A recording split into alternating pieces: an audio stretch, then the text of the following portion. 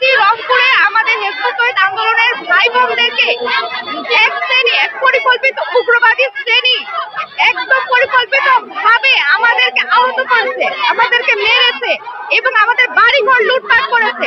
আমরা এই 29 বছর যাবৎ, আমরা হেফাজত 29 বছর যাবৎ আমরা কোনো আইন ভঙ্গ করিনি, কিন্তু বারবার প্রকৃত সেই 2016 সাল থেকে আমাদের উপর এক উগ্রবাদী শ্রেণী বারবার হামলার পায়তারা করছে এবং তারা আমাদের বাড়িঘর লুটপাট করেছে, আমাদের ভাই বোন, আমাদের মা বাবা, কত শিশুচারীদের তারা মেরে আহত করে তারা উল্টা মামলা দায়ের করছে আমাদের উপর।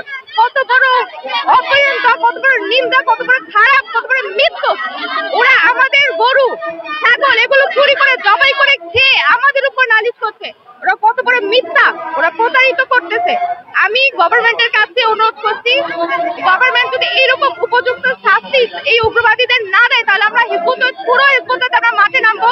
আমরা 29 বছর যাবৎ কাজ করে যাচ্ছি আল্লাহ তাআলার দিন প্রতিষ্ঠা করার জন্য। আমাদের পিছনে স্ক্রল করতে গেলে আমাদের এই হেফাজত আন্দোলনের কোনো একটি আইন ভঙ্গ করিনি এবং 20 বছর যাবৎ রংপুরে আমাদের হেফাজতের কাজ চলমান রয়েছে এবং আমরা একটি মাত্র রাজনৈতিক অশ্লীলতায় এবং কোনো বেপরোয়া কোনো কাজে আমরা সংযুক্ত না।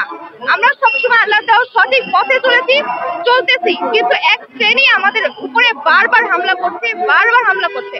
আমি কর্তৃপক্ষের কাছে জবাব চাচ্ছি যে কেন বারবার এরকম এক প্রকার শ্রেণী আমাদের উপর হামলা করছে, সেটা হচ্ছে উগ্রবাদী জামাত এক শ্রেণী।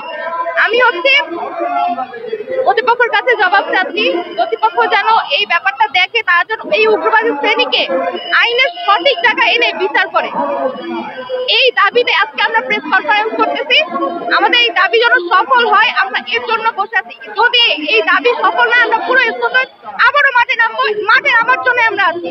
যদি ইসলামিক দল হয়েই থাকে তাহলে তারা অন্য কোনো ইসলামিক দলে তারা কেন সাহায্য পাচ্ছে? তারা তাদের ইসলামিক দল নিয়ে আছে, তারা নারীদেরকে ঘরে রেখে দিচ্ছে, নারীদেরকে এক প্রকার পর্দায় আবদ্ধ করে রাখছে। আমরা হেফাজত নারীদের পর্দায় আবদ্ধ করে রাখছি না, আমরা হেফাজত নারীদেরকে আল্লাহর যে প্রকৃত, আল্লাহর যে আদর্শ এই মাটিতে তুলে ধরার জন্য আমরা কাজ করে যাচ্ছি। কিন্তু এইটা তো আল্লাহ কখনো কোরআনে বা কোনো হাদিসে বলেনি যে এক আন্দোলন আরেক আন্দোলনকে ঘষাঘষি করে, ধরাধরি করে, উগ্রবাদ শ্রেণী করে, মারামারি করে তোমরা আন্দোলন করো।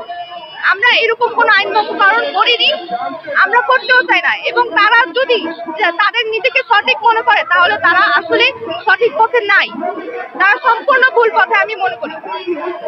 হেফাজত 30 বছর যাবৎ মাঠে ময়দানে কাজ করে যাচ্ছি, হ্যান্ডবিল পত্রিকা দিয়ে যাচ্ছি। আমাদের পুরো আন্দোলন এই মিডিয়া, এই পুরো বিশ্বের কাছে ওপেন। আমাদের কথা পরিষ্কার, আমরা আল্লাহর দেওয়া জমিনে আল্লাহর দেওয়া দিন প্রতিষ্ঠা করার জন্য আমরা মাঠে ময়দানে কাজ করে যাচ্ছি।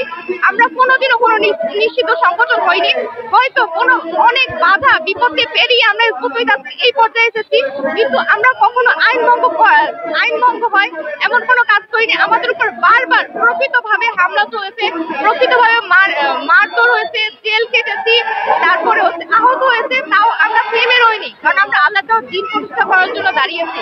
কোনো এক শ্রেণী আমাদের আটকে রাখতে পারবে না কখনোই।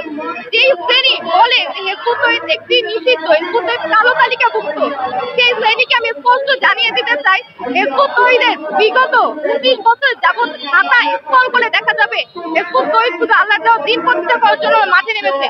হেফাজত প্রতিটা আল্লাহ রাসূলের দেওয়া সে আদর্শকে ধারণ করেছে। কাজেই হেফাজত থেকে কেউ দামিয়ে রাখতে পারবে না। এই 29 বছরও পারেনি, এখনো পারবে না। এটাই বলতে